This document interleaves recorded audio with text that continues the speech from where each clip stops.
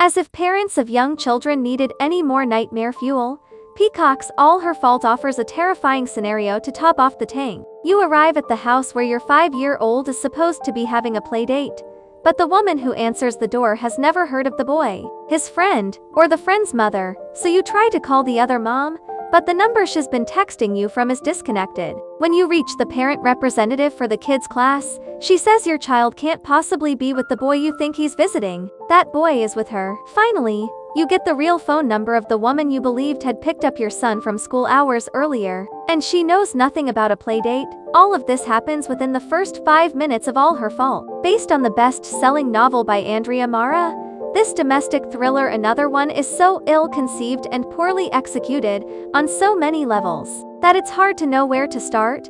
The writing is mechanical, the plot alternates between obvious and nonsensical. Creator Megan Gallagher doesn't suggest thematic takeaways so much as scream them, repeatedly, as if in hopes of awakening a half-asleep viewer. Led by Succession standout Sarah Snook, and the White Lotus perfectly punchable Jake Lacy, in roles that lazily lift elements from those performances.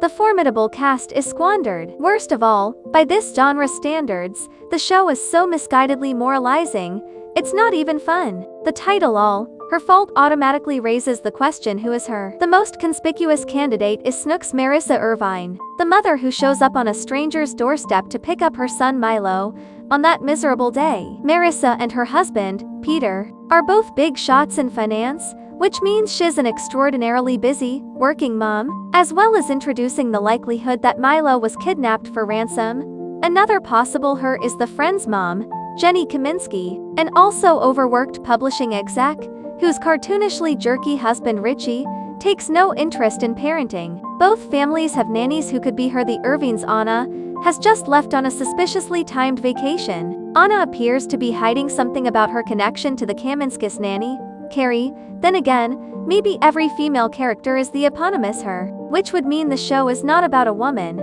but about the plight of women in general. For the first few episodes of a season that's 2 or 3 hours too long, Gallagher seems laser-focused on a feminist message. Though not a novel one, sure, 21st century women can have high-powered jobs. They can even be the breadwinner in a heterosexual marriage. They just shouldn't expect husbands like Richie or Jake, a smarmy, needy alpha preppy, to take on their fair share of the domestic labor. Even beyond these bad marriages, nearly every male character is an aggressor, while nearly every woman is a victim. A cast that features Snook, Lacy, Fanning, P.E. Elliott, and Ellis should be enough of an asset to at least partially redeem a poorly made show.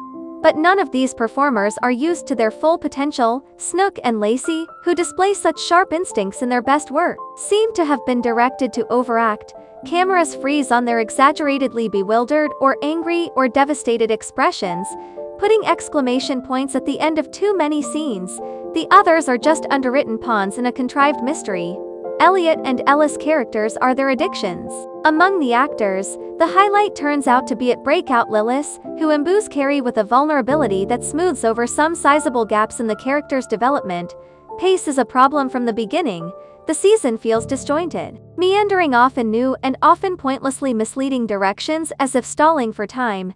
Then comes a cascade of shocking reveals in the penultimate episode, each a more far-fetched distortion of human psychology, as we know it, than the last. More than one character says something like, "You're not gonna believe this," and I rarely did. Surprise is an essential element of any good mystery, but that doesn't release these stories from the obligation to make some sense. All Her Fault has a few bright spots. Along with Lillis' performance and the simple pleasure of seeing Snook enrobed in multiple shades of quiet luxury beige for the first time since she stopped being Shiv Rowe, I was moved by the detective's rapport with his son, a rare depiction of a kid with special needs, whose parents don't just advocate for him out of a sense of obligation, but genuinely adore him for his sunny, loving personality. None of the above is nearly enough to compensate for its fundamental flaws, especially considering how crowded with domestic thrillers TV has become.